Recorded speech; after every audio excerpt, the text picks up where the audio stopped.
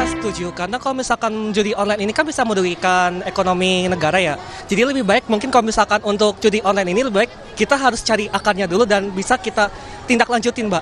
Gitu. Mungkin kita perlu cari tahu apa sumber yang bisa membuat judi online ini bisa kayak kesebar gitu loh. Jadi kita harus benar-benar bisa tahu apa yang perlu kita basmi supaya nanti ke depannya judi online ini bisa berkurang. Kalau menurut saya sih tidak setuju ya, karena itu kan kesalahan pribadi ya. Mereka yang buat sendiri, anak yang buat sendiri misalnya, kan ngapain dibantu oleh pemerintah gitu. Tidak ada alasan untuk jadi korban. Yang jadi korban itu kan ya dia sendiri yang pelaku judi online-nya, tidak ada kekeluarganya gitu kan.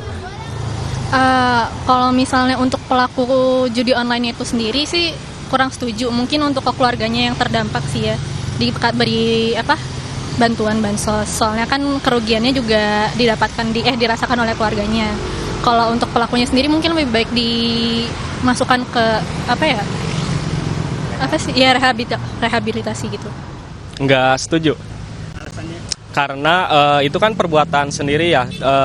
Terus banyak juga kayak kasus suami istri cerai gara-gara judi online ya, karena emang ngerugiin siapapun itu sih. Jadi nggak setuju sih kalau misalkan dikasih bansos sama pemerintah. Bukannya mereka udah kedampak, terus uang bantuannya malah dipakai lagi buat main judi online lagi. Jadi menurut saya kalau secara dalam bentuk tunai, menurut saya itu saya kurang setuju sih. Kecuali dalam bentuknya ada pendampingan psikologis agar korban yang terdampak ini tuh beneran lepas dari jeratan judi online. Tentunya nggak setuju ya Kak. Alasannya kenapa Kak? Karena menurut saya tuh tidak memberi efek jera kepada pelaku judi online-nya. Jadi merasa tidak mendapat kerugian dari, mungkin kalau dia kalah nanti keluarganya masih dapat bansos dari pemerintah gitu. Ya, kita sudah saksikan tadi pendapat publik soal bantuan sosial yang rencananya atau diusulkan diberikan untuk para pelaku judi online yang dikatakan oleh pemerintah terminologinya adalah korban begitu ya, korban judi online. Nah, tadi kita sudah simak bersama Bung Habib, Pak Agus. Nah, ada beragam opini lah dari publik begitu ya, termasuk juga salah satunya bahwa bansos ini tidak menimbulkan efek jerah. Tapi ada juga perspektif tadi yang mirip-mirip dengan Bung Habib, bahwa yang dibantu itu ya keluarganya sebenarnya yang dimiskinkan oleh pelaku si judi online ini. Jadi perspektifnya macam-macam. Dari berbagai perspektif ini saya ke Bung Habib dulu, dari pendapat publik tadi. Apa yang bisa Anda tangkap kira-kira masyarakat tuh inginnya bagaimana sih sebenarnya untuk kebijakan bansos ini, terutama untuk kaitannya dengan kasus judi online? Sudah kelihatan ya kamera ya? Ya, sudah. Bung Habib, silakan. Ya, jadi gini ya. Tentu pendapat masyarakat beragam berdasarkan informasi yang diterima. Ya. Ya, tapi saya di sisi lain bisa memahami apa yang disampaikan Pak Muhadjir. Karena di posisi penyelenggara negara itu kan selalu membahas segala hal secara luas, secara lebih utuh. Ya. Nah, orang yang menjadi miskin karena kepala keluarganya bermain judi online, itu kan bagian dari masyarakat kita yang jumlahnya juga tidak sedikit. Karena itu bukan berarti mendapat perlakuan khusus, bukan berarti mendapat keistimewaan, tapi mereka ini juga harus diperhatikan. Harus mendapatkan apa yang menjadi haknya, ya adalah ketika dia memenuhi standar, memenuhi kualifikasi untuk menerima bansos, ya harus tetap menerima bansos. Ini yang saya bisa pahami dari komunikasi dan miskomunikasi yang terjadi seminggu 2 minggu ini. Ya, kalau di posisi menteri, apalagi seorang Menko, tentu kan semua yang dibahas adalah hal-hal yang lebih besar ya. Nah, terkait pemberantasan judi online dan lain sebagainya, menurut saya kita juga punya ikhtiar yang cukup jelas roadmap-nya ya. Dibentuk Satgas, saya dalam posisi yang optimis memandang bahwa jika dimaksimalkan yang namanya Satgas itu pasti bisa benar-benar setidaknya mengurangi judi online. Karena ini kan lintas sektoral. Ya. Dan yang terjadi ya adalah memang salah satu dari tindak pidana yang merupakan penyakit masyarakat, gejalanya begitu banyak sehingga menjadi semacam tindak pidana yang dilakukan oleh banyak orang sekaligus, kan nggak gampang menyelesaikannya. Beda dengan misalnya pengusutan kasus penganiayaan, ya, Ya. 1-2 kasus atau pemukulan atau pencurian, itu bisa jauh lebih lebih sederhana. Tapi karena ini terkait penyakit masyarakat, maka tentu harus komprehensif dan Ya, dibentuklah oke. satgas, ya, yang ketua satgasnya bukannya Pak Muhajir, ya, setahu saya Pak Menko Polhukam. Oh ya, sorry, Pak Tolong Menko, Pak Hadi dikoreksi Cahyanto, betul. Ya, ya, kalau saya salah ya, Pak Menko ya betul Polhukam. betul. Sudah benar kalau Pak Menko Polhukam, karena kan di itu nanti ada PPATK, ada ada kepolisian, ya, ada juga Kominfo, ya, yang bisa dikoordinasikan. Nah, memang gini, salah satu kendala ini apakah terkait teknologi, ya, apakah terkait dengan semangat yang kurang di penegak hukum kita. Oke. Selalu tertinggal teknologi penegak hukum dengan pelaku tindak pidana dalam Ini konteks menarik. judi online ini. Ya, selalu Bahkan tertinggal. sekarang mereka Ya, sudah bisa mengaplikasikan semacam artificial intelligence. Jadi ya. ketika terdeteksi misalnya ada satu platform judi, Mhm. begitu yang itu dimatikan bisa langsung beralih, ya, Oke. ke yang lain Oke. dengan cepat gitu loh. Nah, Ya. ini memang nggak gampang, ya. Saya ikuti banget. Kami kan membentuk panja penegakan hukum, di mana subpanjanya adalah juga ikut mengawasi pemberantasan judi online. Kan bukannya berarti nggak ada apa-apa juga, ya. Ya. Tahun 2021 saya pikir, ya, Mhm. itu kan pas pandemi, ya. Pandemi, ya. Ketika Kapoldanya kalau nggak salah Pak Fadil Imran, ya, itu di cukup Metro banyak, ya. Begitu juga kemarin, ya, dalam 3 tahun yang diekspos oleh Pak Dirtipitsus, ya, di Ya. Polda Metro Jaya, Mhm. cukup banyak yang diungkap, pelakunya ditangkap, ya. Tapi ya ini dia, ini kan cross border, Mhm. ya. Di satu Polda, misal Polda Metro Jaya bagus, di Polda lain bisa mereka pindah ke sana. Karena kan kalau yang di Indonesia, Mhm. yang masuk ke ke orangnya ke Indonesia itu kan adalah operator-operator yang biasanya dia pemilik atau pembuka rekening dan penampung semacam akun yang mengorganisir transaksi-transaksi. Nah, itu setahu saya sudah banyak ditangkap, Oke. ya. Tapi kalau misalnya satu Polda bagus, di Polda lain kurang bagus, ya pindah dia. Itu. Oke. Oke. Saya tertarik dengan pernyataan Anda tadi, Bung Habib, soal aparat penegak hukum ini seringkali ketinggalan teknologi untuk menelusuri, melihat, ngetrace gitu ya pelaku-pelaku judi online ataupun penyedia-penyedia platform judi online lah, kira-kira seperti itu. Saya tanya ke Pak Agus Pambagio, apa sesulit itu penegak hukum kita untuk menyesuaikan teknologi? Karena sekarang kalau Bang Habib tadi bilang ada judi darat, judi online. Nah, yang judi online ini katanya agak susah gitu menyesuaikan, mengejar teknologinya aparat hukum ini. Apakah sesulit itu menurut Anda, Pak Agus? Tidak susah, tapi tidak mau. Jadi Oke, begini. bukan perkara tidak banyak susah tapi tidak pendapat. mau. Ya, Oke. ya saya banyak tidak sependapat dengan Bung Habib. Begini. Oke. Judi online itu efek dari pinjol. Sebetulnya biangnya ada di pinjol. Karena kalau Anda masuk ke situs judi online, 2 kali Anda akan menang. Ketiga pasti habis. Ketika habis, masuklah itu pinjol. Di pinjol itulah masyarakat tersiksa.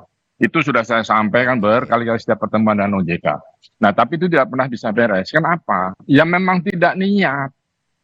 Tidak niat saja. Kan semuanya bisa online. Kenapa sih tidak matikan saja? Matikan, cari. Kan gampang itu.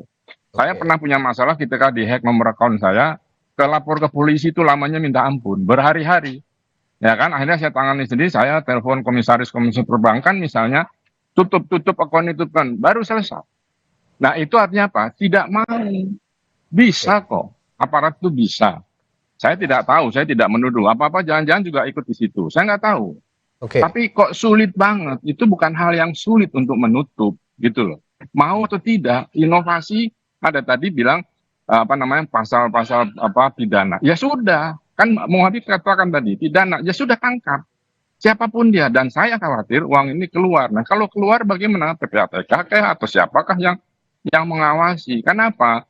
Judi-judi di luar negeri sudah mulai tutup. Macau yang begitu besar tutup, sudah 50% lebih. Apalagi yang yang di Atlantic City atau yang di mana Las Vegas, kami juga sudah menderita dan lalu mereka masuk ke online. Bagaimana kita memprotek bangsa kita, itu yang harus dipikirkan, bukan membentuk satgas. Sudah banyak satgas nggak efektif. Saya katakan saya pernah ikut satgas pungli, tidak efektif, saya mundur. Gitu.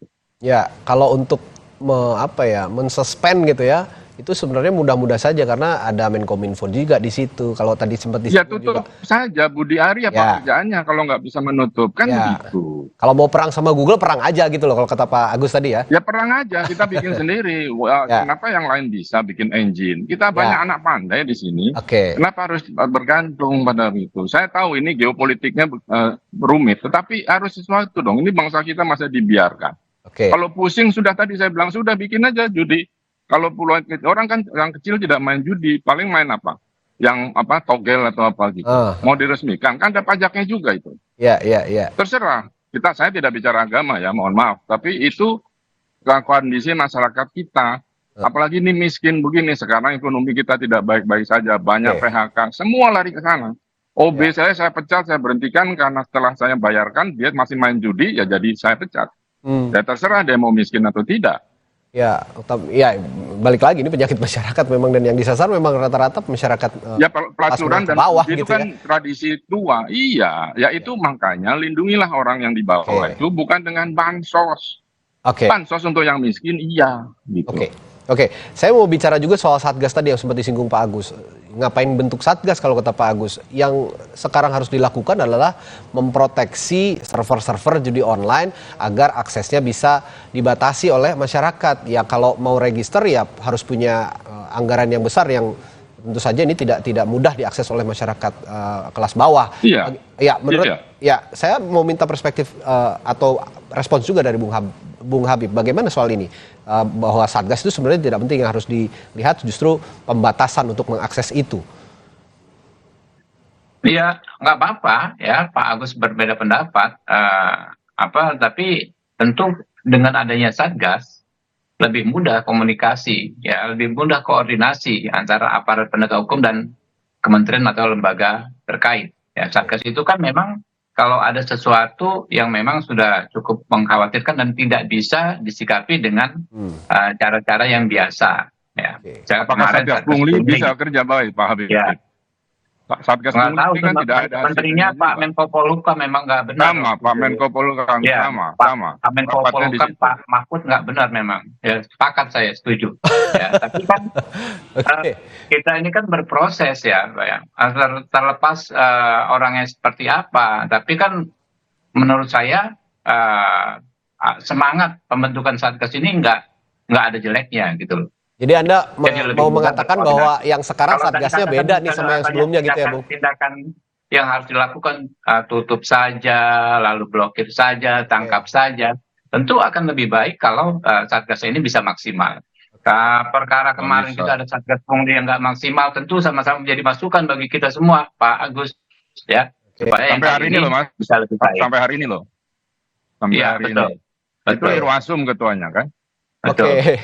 Ya, ini sama-sama harus duduk bersama sih sebenarnya harusnya, dan alangkah lebih baiknya yang bisa menjawab benar-benar hal ini sejauh mana efektivitas Satgas adalah ya dari Satgasnya sendiri yang hari ini sayang sekali belum bisa kami hadirkan, padahal kami sudah hubungi juga ya dari pihak Kemenko Polhukam, lalu juga Pak Muhadjir Effendi juga yang ikut mengawal permasalahan judi online ini. Tapi lain waktu akan kita kejar lagi supaya kita bisa duduk bersama itu bagaimana masalah judi ini atau perang melawan judi yang dinilai sangat minim ini, judi daring terutama yang sekarang. Ya Mas Habib dulu tuh masih dia ngejar-ngejar juga, terus sekarang udah di DPR jadi yang ngejar-ngejar juga. Gitu ya. Ampun. Oke. Terima kasih Bapak-Bapak, nanti kita akan duduk bareng lagi ya. Saya akan undang Bapak-Bapak lagi untuk mudah-mudahan nanti akan ada solusi bersama terutama dari pemerintah juga. Terima kasih Bung Habib, anggota atau Wakil Ketua Komisi 3 DPR RI yang juga MKD DPR, Mahkamah Kehormatan Dewan DPR RI, dan juga analis kebijakan publik Agus Pambagio telah berbagi perspektifnya. Sehat selalu Bapak-Bapak. Sorotan selanjutnya setelah jeda, Saudara, di Sapa Indonesia Pagi ada 3 orang menjadi tersangka peredaran dan pemalsuan uang senilai 22 miliar rupiah. Sabtu lalu polisi menggerebek lokasi tersangka, sebuah kantor akuntan publik di Srengseng Raya, Jakarta Barat. Simak perbincangannya dipandu Adisti Larasati saat lagi Sapa Indonesia.